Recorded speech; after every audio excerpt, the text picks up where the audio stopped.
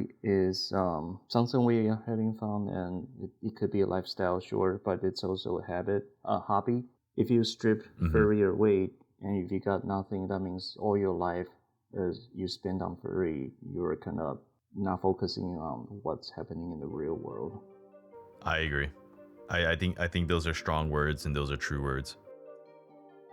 You're tuning into the Fox and Burger podcast, where we bring you closer to the Asian side of the furry fandom, one episode at a time. I'm your co-host, Michael the Matcha Fox, and today we're bringing a previous guest back to the podcast, Kofu the Lion. In this episode, we checked in on our old friend to see what his life has been like since all the way back in episode 2.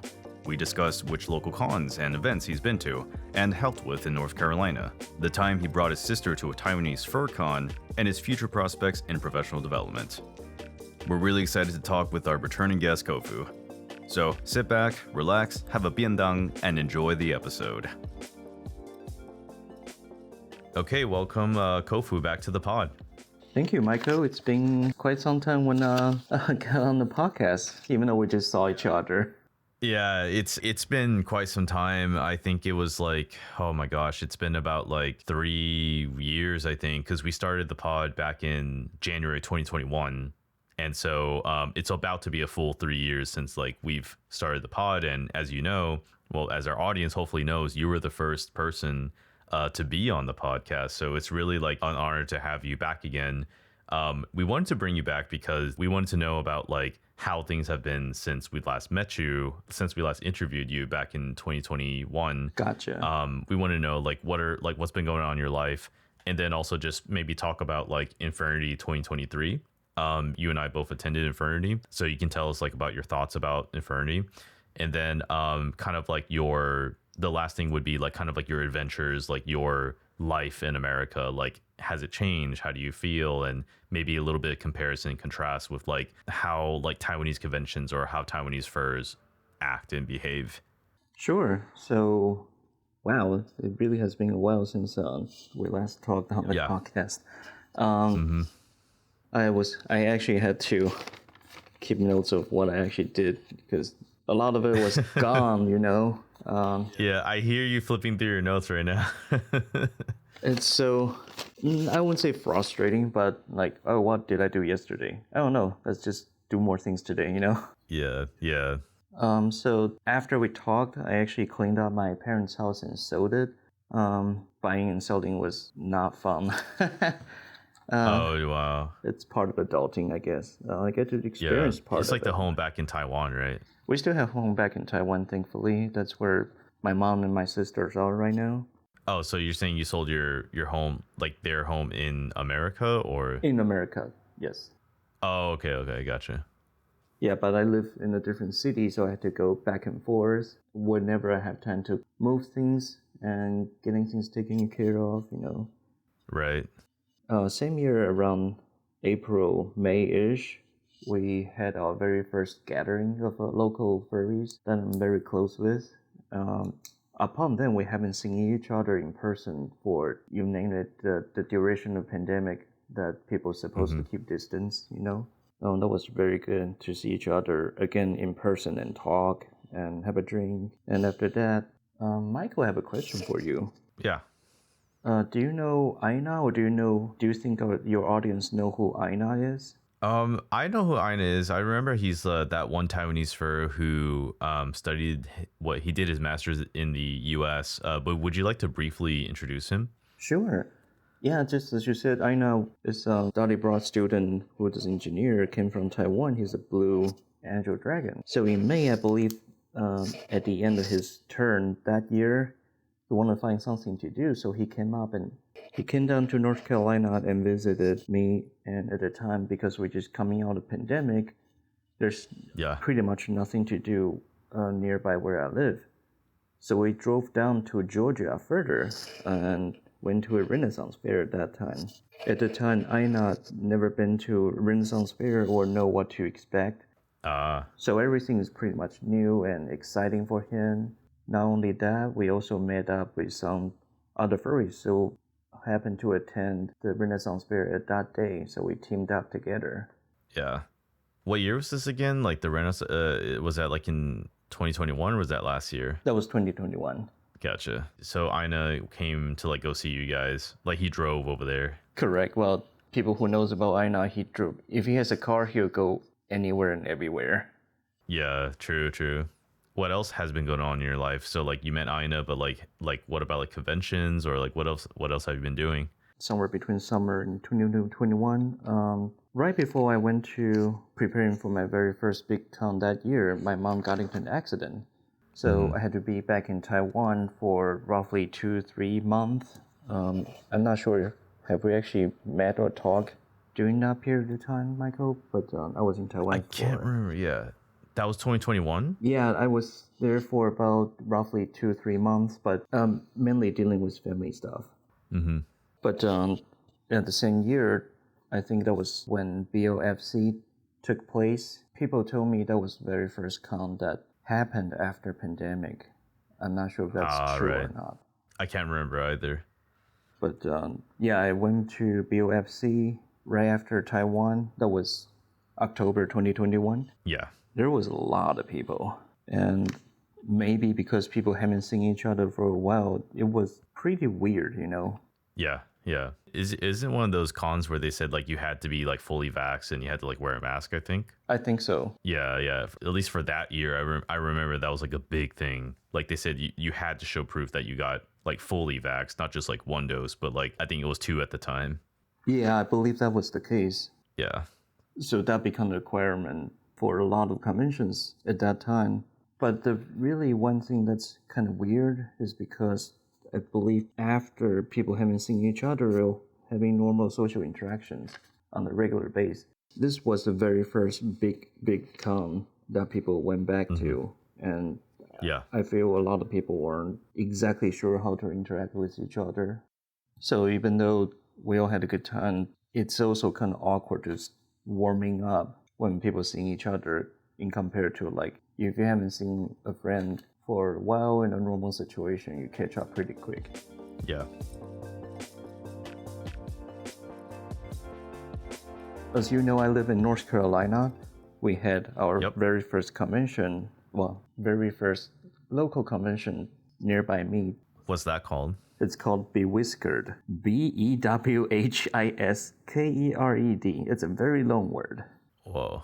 We had our very first small count. The attendance kept at 400 because we don't want more people to possibly spread COVID, but also want to make sure everyone will still have fun and keep personal space.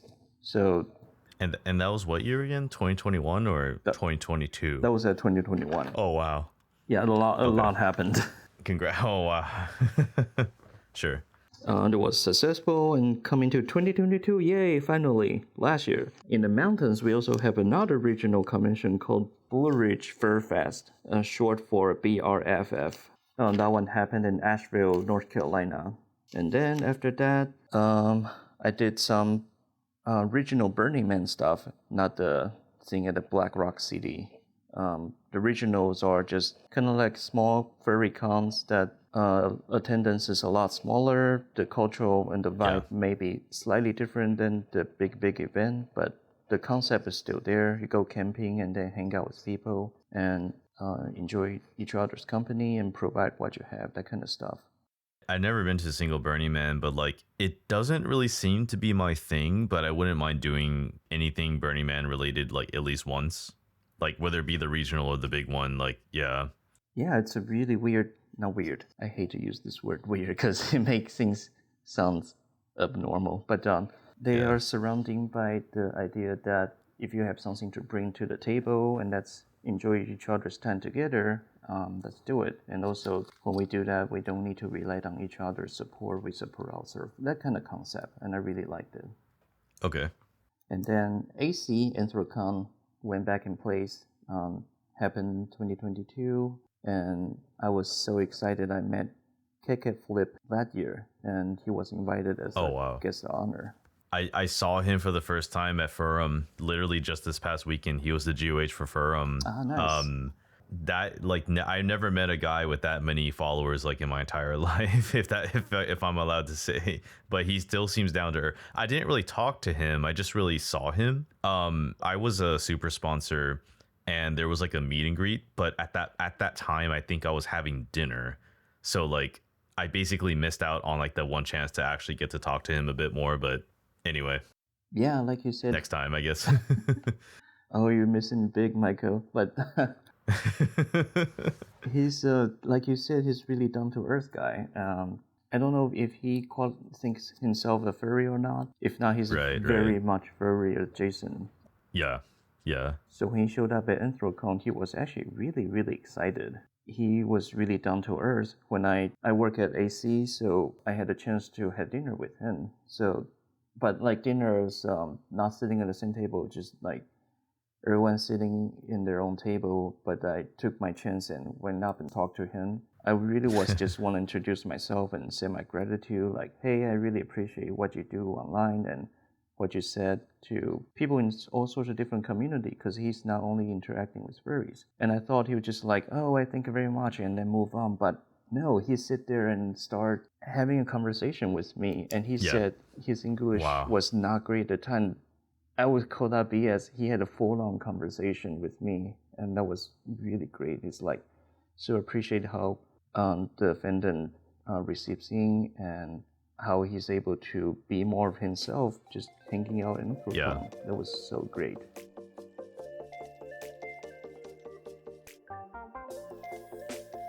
Yeah, so Infurnity 2023 was just this past Infurnity, like literally like a month and a half ago or something. And honestly, like, you know, Infurnity is kind of like Christmas to me. It's like that one thing that happens every year, and it's like the big thing. Like, it's so much hype, and there's, you know, so much like people coming, especially nowadays. The past like couple of years, like we've broken like the 1K attendee mark. We had like 2K attendees, didn't we have like 2K this year, like 2 point something? I feel that vibe kind of gives me, we already had 2K attendees, so I was gonna say yes, but I cannot look up the actual figures right now. Yeah, so it's 2K something this year, and like I said, the point I'm trying to make is like it's a big thing. Infurnity has been a big thing in my life ever since I came to Taiwan. So I'm pretty biased. Like I like Infurnity. That's my home con technically. That's like my local con, and I enjoy basically every moment of it. I will admit that I didn't feel like I did enough during this Infurnity. So I feel like next Infurnity, I really want to do more. I really want to go out and like, whether it be like maybe do 2 parties in a row, or maybe do like a photo shoot, or maybe do like a dinner, like, hey, I'm gonna do a big dinner on Saturday, who wants to come, that kind of thing, like, or like a private dinner, like let's go to Hot Pot, you know, nearby, something like that. So I'm kind of thinking to myself like, I just feel like I didn't do enough. And so but I still had a lot of fun. Yeah, I'll say that much. But for you, like, you know, like obviously you live in the States, and, you know, what kind of keeps you like going back to Infurnity? Because you were one of the first people I met at Infurnity, I think. Like I met you in 2017, and I was like, I think I was wearing a suit, right? I was wearing a suit like I did back then. And I think I went up to like the ConOps booth or whatever, and I think I was just like talking to you and Shu, I think, or is it you and Malix?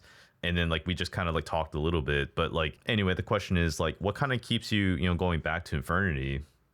I keep going back to Infurnity because I've been, as you said, I live in the US, so I've been attending American conventions for a little while. JC and his partners, by partner I mean like staff and people he works with, wanted to bring, they also visited conventions here in the US, and they want to bring that atmosphere back to home and see how how people feel about it. So we all wanted to make that happen, so I tried to help whenever I could, mostly ideas, because after a little while I did move back to US. But JC and his team was able to do a lot of research and merge different cultures together to make something that Taiwanese will enjoy, but also have a vibe that's coming from foreign land, you know. So I keep going back to Infurnity. I want to see how this event grows, and I also want to support it, of course.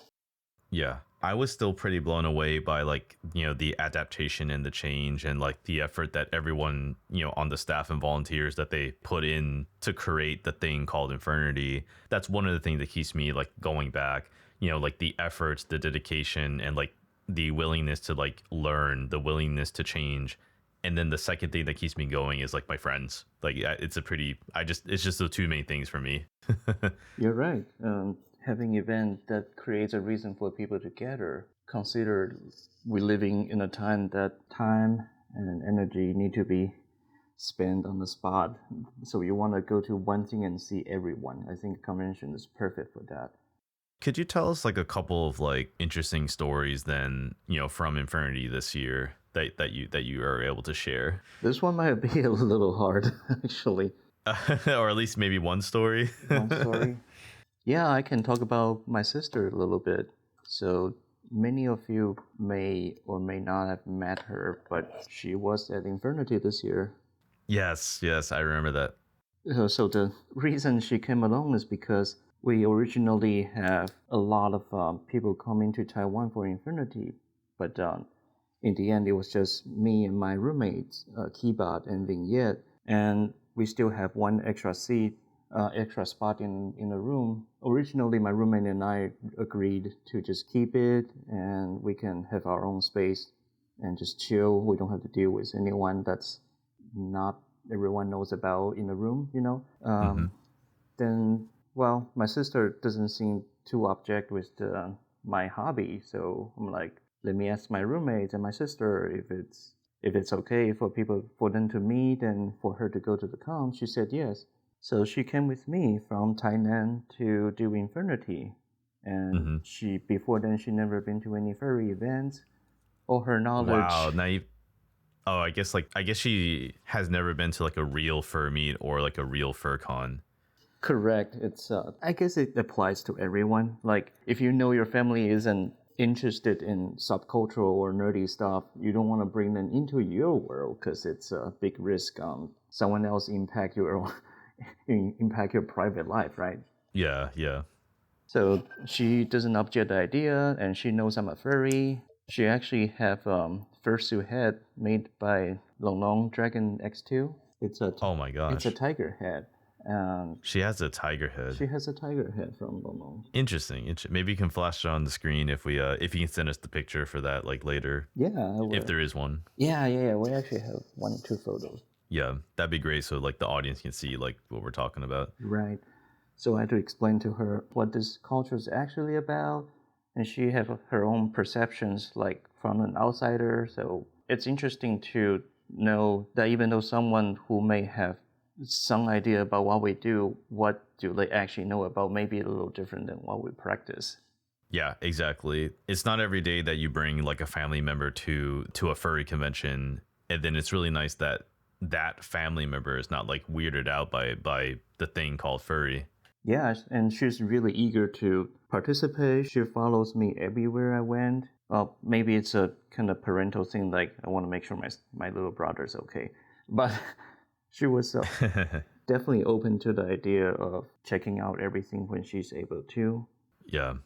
So we went to opening, we went to parade, we did group photo shoot, that kind of stuff. Like I would say the big items on the con schedule.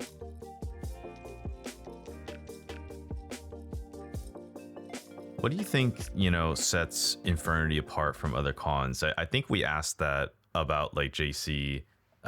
What's your opinion though? Like, what do you think makes Infurnity special? I think Infurnity is special not only because the cultural aspect that is different than American cons. That's like the baseline difference.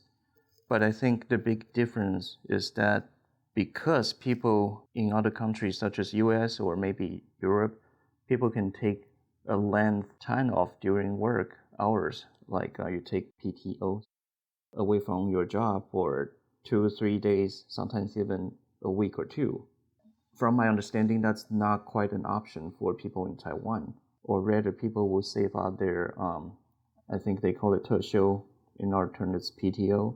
Oh, right. For more important subjects that they want to do like for family issues, someone have a wedding and they want to go out of the country for a length period of time.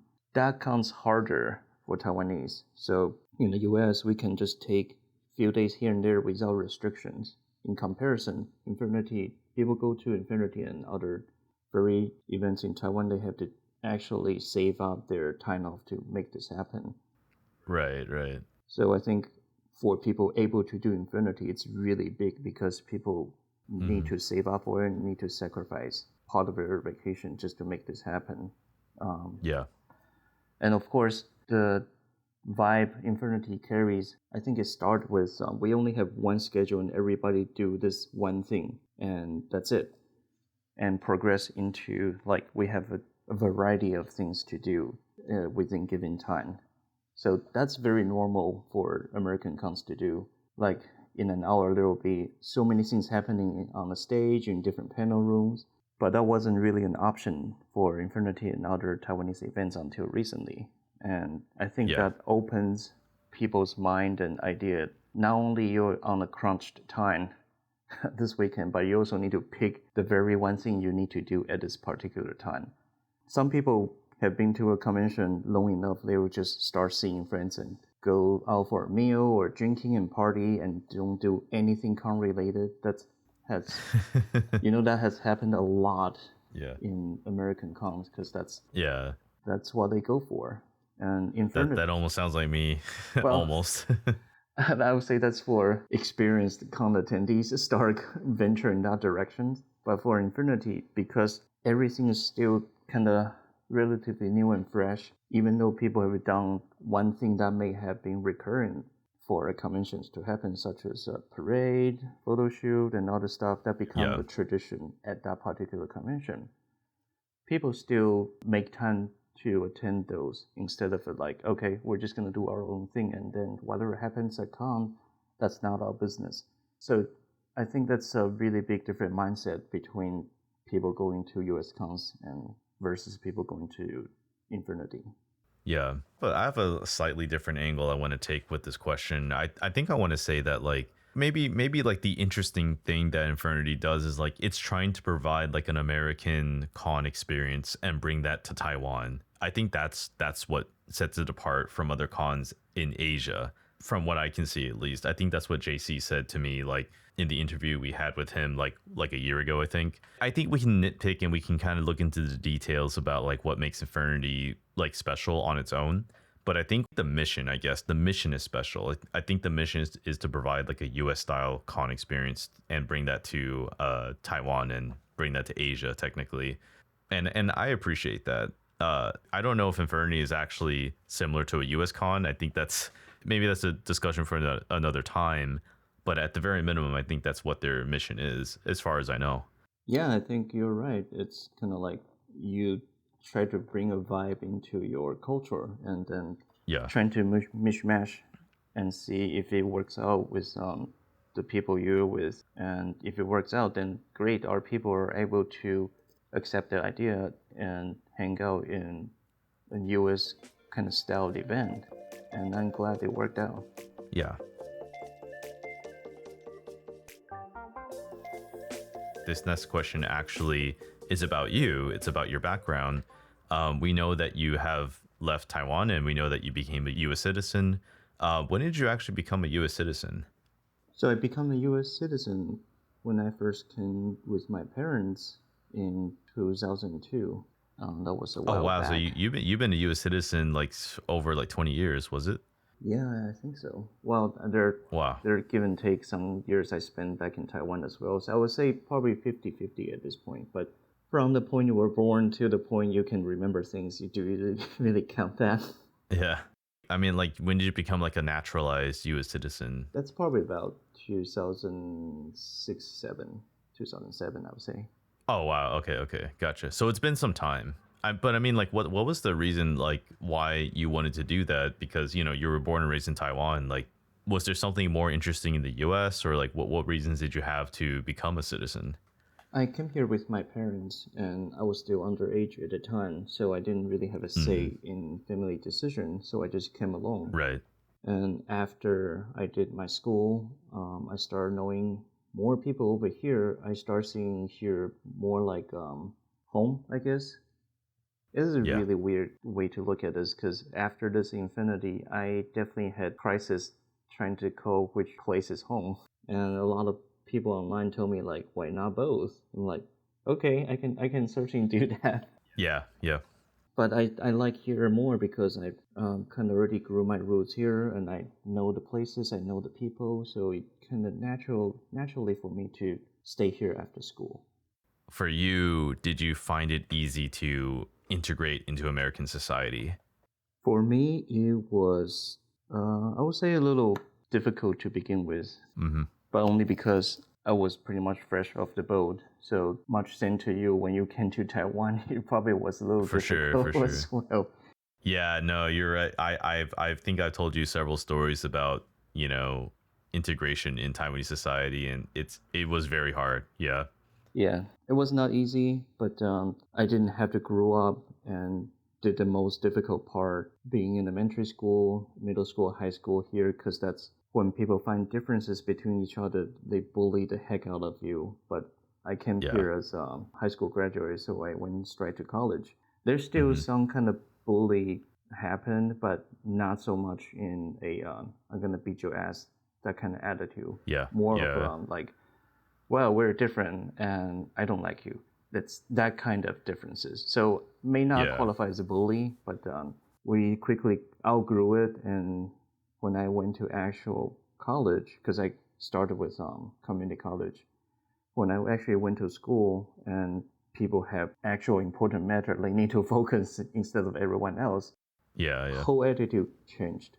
So at that time, I was able to go to class and do my own business, and that's how I learned furries, and I kind of stick within the furry groups ever since. And when you are in the furry culture, I think you are naturally or covered as you are one of us kind of attitude in this group. So I feel safe. I feel Yeah. I can learn a lot from these people I'm hanging out with. I don't need to make extra friends, I guess, at the time. But now I'm looking back, that was a mistake. I should definitely get to know more people outside the fandom. Sure. But yeah, I felt safe, and I was surrounding myself with furries and learned almost everything from furries back then, even today. So like furry was like a safety net for you, or like a place to be yourself, a place to feel safe, even though like you had like these issues integrating in American society, like furries understood you. Definitely, the integration definitely mellowed down a lot because not every Yeah. single soul you meet on the street, no matter here or in Taiwan, have the patience to hear who you are or what you're about to say. But within a friend group, they definitely make that happen for you. Yeah.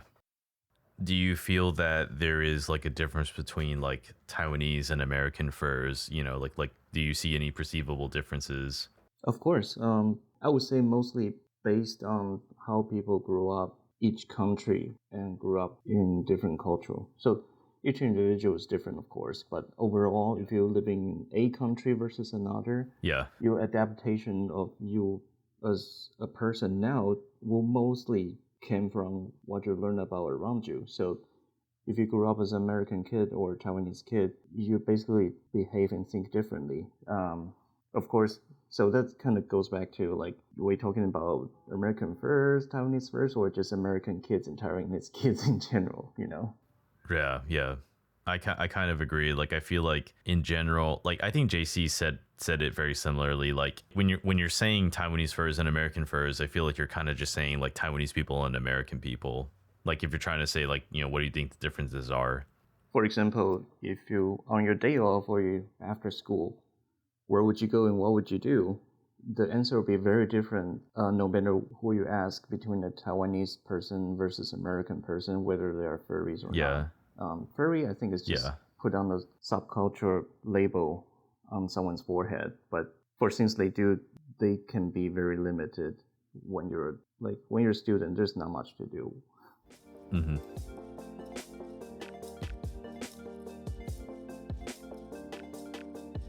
We talked about Infurnity. We talked a little bit about like your adventures to America. This kind of like last section is just about like what are your future plans, for the next 3 to 4 years. Like, what do you want to do? Where do you see yourself working? That kind of stuff. Man, Michael, did you take this question from the actual interviews? Maybe. I'm secretly gonna hire you. Damn. Oh, hope I'm already qualified, although I don't really have a plans for the next 3-4 years. End of discussion. No. I actually don't really have a good idea what I will be doing in the next few years. I think I want to, so professional life-wise, I think I want to start taking baby steps by changing into a different career. But what it will be, I have no idea yet. I'm still taking steps, and I'm actually just signed up for Udemy to try to learn some computer skills. Let's see how long it takes me. Yeah. Event-wise, I think I will still see myself living in North Carolina, which is on the East Coast, in the coming years, unless something really dramatically changes. We're very close to AC, FWA, and our local cons, so I still see myself attending those cons and contribute to the fandom wherever possible. Are you like currently renting a house, or are you like you have like a mortgage and you're paying off a house? I'm currently renting because with my salary, I'm not confident that I'm able to make payments on the house just yet. Right. That's another reason I might consider doing a career shift, just so I can have more income and actually thinking about, these actual adulting matters. People, at least Americans, are generally will be thinking about it at my current age. Yeah.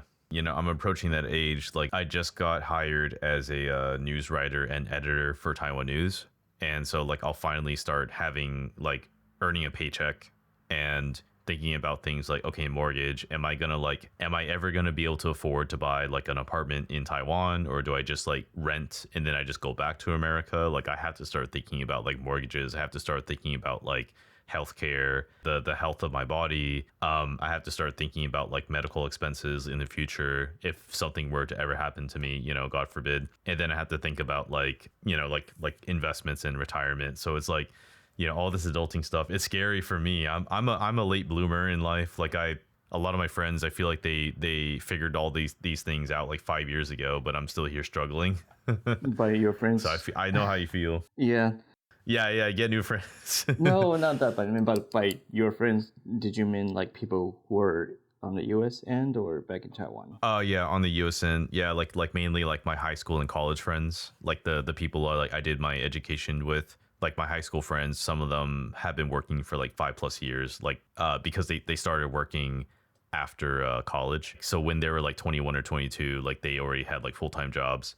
But I literally like I'll be starting my work like either at the end of this month or the beginning of January, and I'm like 29. I don't mind revealing my age to the audience because I don't think it really matters. But yeah, but at this point, it doesn't really matter. At the same time, you kind of bypassed a lot of what people faces in America, because people usually start with grocery store, fast food restaurant, or delivery chain. Yeah, I think starting at your current age, you jump right into your profession. You kind of bypass that by a lot. Yeah, I appreciate it. I mean, that's one way to look at it. Like I also have no regrets about where I am right now. Like I know I just told you like I'm a little bit of a late bloomer, but at the end of the day, like I wouldn't trade that experience, because like in the past 5 to 6 years, I spent my life in Asia.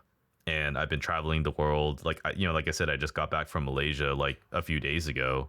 For Furry, and it's probably going to be the last FurCon of the year, and it's probably going to be like my last major trip until like Thai Tales or something, or like Tea Party, like Cha Hui. Like I don't think I've got anything big going on in January or February, and like at that point, like I'm just going to try to save up my paychecks and try to have like a small like safety blanket, like a safety cushion. Totally. Work for a few months and just make sure, can I save enough money to live off this sum of money for at least like half a year or something like that?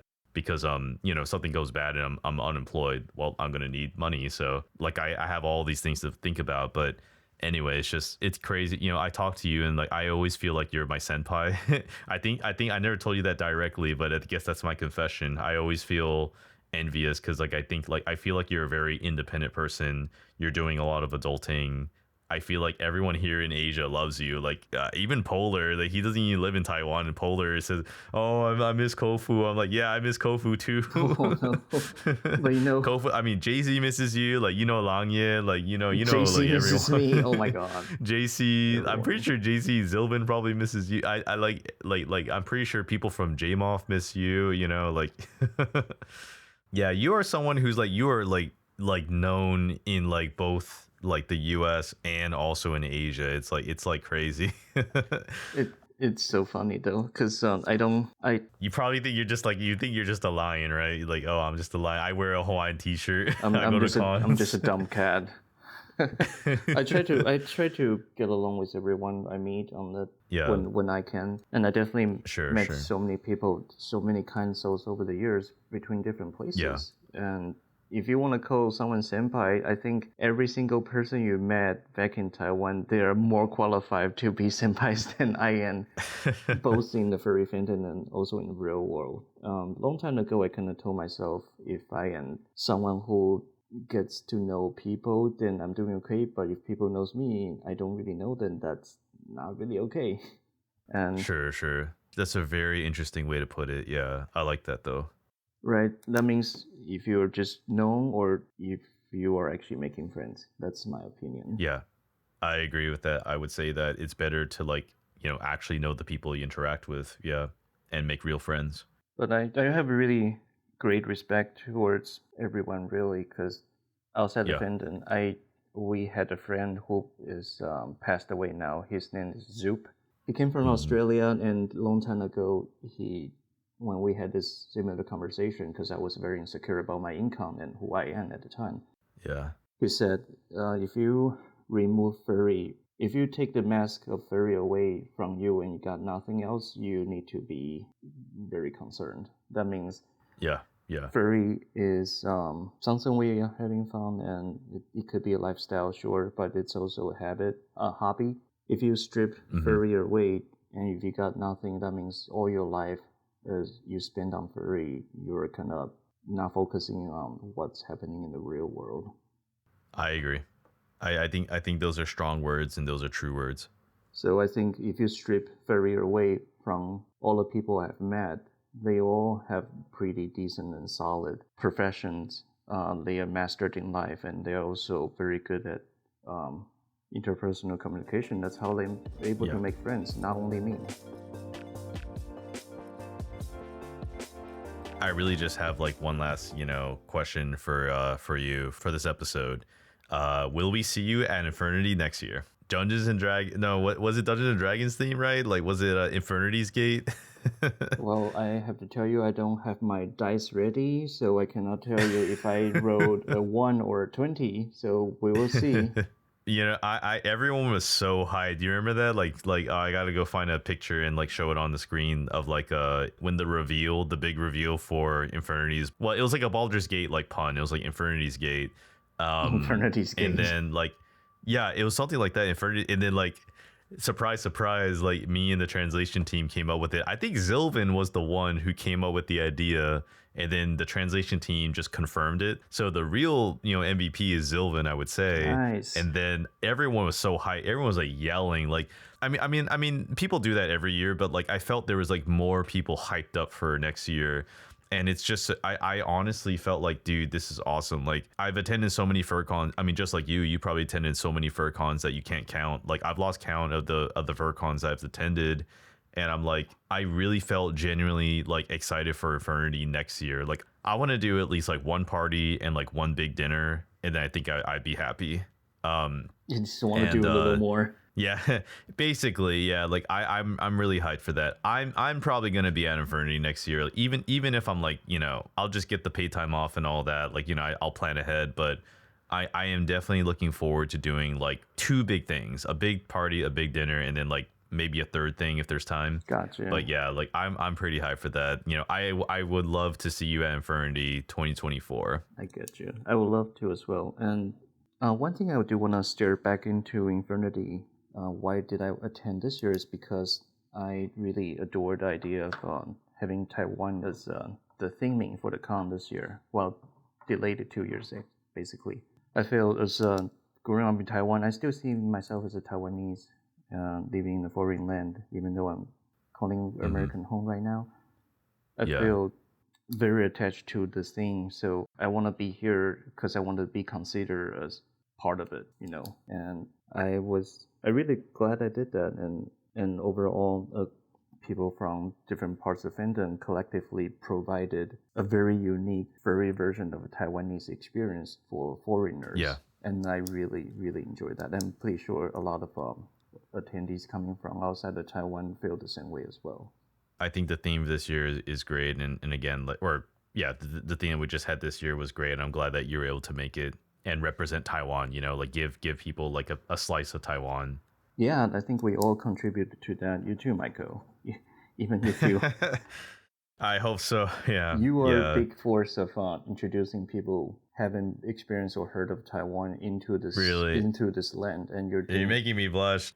You are making me blush too hard right now, and you can't see my face. No, that is I'm serious. High praise. Dude. I'm serious because there's not one person on this land that does such thing. That someone from the fandom, someone from the community is coming to my territory. I want to give them a great time. I think that's who you are. Wow. Thank you so much, man. Give me a hug, dude. Like e-hug. I'm hugging my microphone. Oh no, e-hug. Thank you so much. Yeah. Thank you so much. That is a great way to end this episode. The last thing we want to do, you've done this before, is basically tell us your socials. Like, where can we find you? So I have a few I want to share with people here.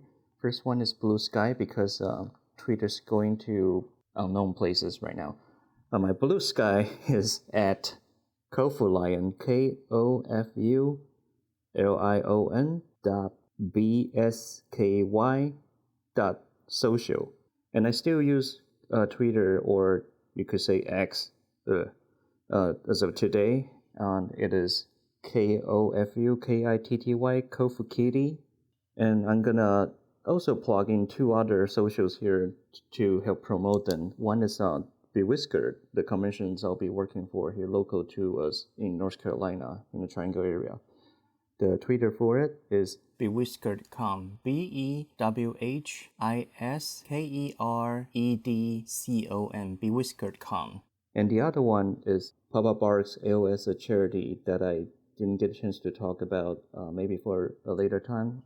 It is for Twitter, also X, at Papa Barks, PAPABARKSALS.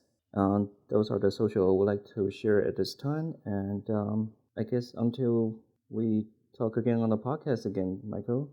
Yes, thank you so much, Kofu. It has been an amazing, time with you. Thank you for spending part of your morning, about an hour of your morning, to talk with us about your updates and about Infurnity. Honestly, it's like, would love to see you next year, like I said. But yeah, we will wrap up the episode now. This has been your host, Michael the Matcha Fox, and this has been our guest, Kofu. Yep. Thank you for joining us. Okay, thank you. See you guys in the next episode. Bye-bye. Bye-bye.